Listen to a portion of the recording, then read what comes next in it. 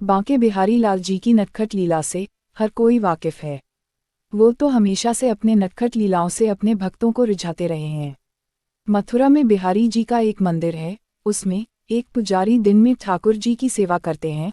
उसके दौरान रोज प्रातः उठकर मंदिर में सबसे पहले झाड़ू लगाकर फिर ठाकुर जी को जगाया जाता है। फिर उन्हें गंगाजल से स्नान कराकर उन्हें सुंदर वस्त्र पहनाकर चंदन का लेप लगाया जाता है। फिर लड्डू पेड़ा से उनका भोग लगाया जाता है। फिर रात को जिन पुजारी को सेवा देना होता है उनको सबसे पहले ठाकुर जी को सोने के लिए उनका बिस्तर अच्छे से लगाना और उनके लिए एक लोटे में जल भरकर उसमें तुलसी के पत्ते डालकर और एक कटोरी में ठाकुर जी के लिए लड्डू पेड़े रख दिए जाते हैं, ताकि रात को अगर बाल गोपाल को भूख लग जाए तो वे लड्डू पेड़े खा लेंगे। वो तो लीलाधारी हैं, पता नहीं कब कौन सी लीला उनके मन में सुझे।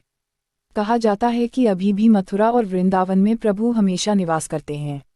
वहाँ के डाल डाल और पात पात पर उनका निवास है। अब मैं जो आप लोगों को सुनाने जा रही हूँ वो एक सच्ची घटना है। एक दिन बांके बिहारी जी के मंदिर में जिन पुजारी को रात में बिहारी जी की सेवा देनी थी, उनसे उस रात सेवा करते हुए एक गलती हो गई कि उन्होंने प्रत्येक दिन की तरह भगवान के सोने के लिए बिस्तर लगा दिए, लोटे में जल भरकर उसमें तुलसी के पत्ते डालकर रख दिए, लेकिन उनके खाने के लिए लड्डू पेड़े रखना भूल गए।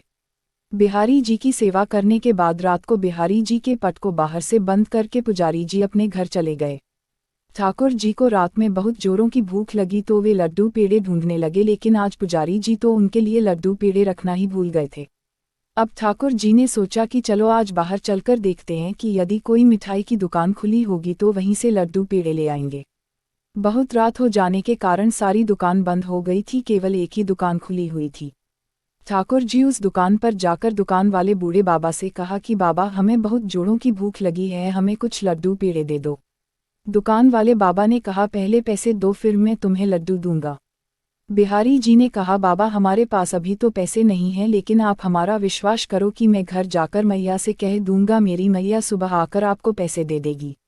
बाबा ने कहा मैं तुझ पर विश्वास नहीं करता, पहले पैसे दो फिर लड्डू पेड़े ले जाओ। तब बिहारी जी ने कहा बाबा आप एक काम करो, मेरे ये कड़े आप रख लो और इसके बदले मुझे लड्डू दे दो, सुबह मेरी मैया जब आपको पैसे दे जाए तो आप मेरे कड़े लौटा देना।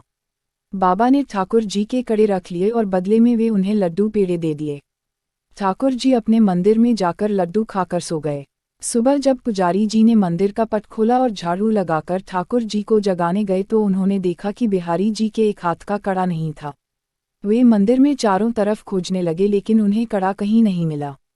ये खबर मंदिर के बाहर तक पहुंच गया। बाहर से भी सभी लोग आकर पूछने लगे कि कड़ा आपने कहाँ रखा। पुजारी जी ने कहा कि मुझे अच्छी तरह से याद है, जब मैं मंदिर का पट बंद करके घर जा रहा था उस वक्त भी कड़ा ठाकुर जी के हाथ में था, फिर अचानक कड़ा कहाँ गायब हो गया, ये बहुत बड़ी हैरानी की बात है।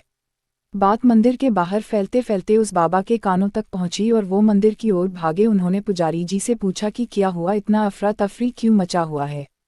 पंडित जी ने कहा कि हमारे बांके बिहारी जी के एक हाथ का कड़ा न जाने कहाँ खो गया है।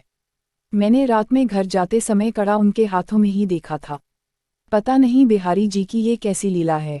इतना सुनते ही उस बाबा ने वो कड़ा निकालकर दिखाया कि कल रात को मेरे दुकान पर एक नन्हा बालक लड्डू लेने आया था, उसके पास पैसे नहीं थे तो उसने मुझे ये कड़ा देकर कहा कि सुबह मैया आकर आपको पैसे दे जाएगी और कड़े आप मेरी मैया को दे देना। पुजारी जी का तो कड़ा देखकर पूरा देह भर आया, वे पसीने से लथपथ हो गए।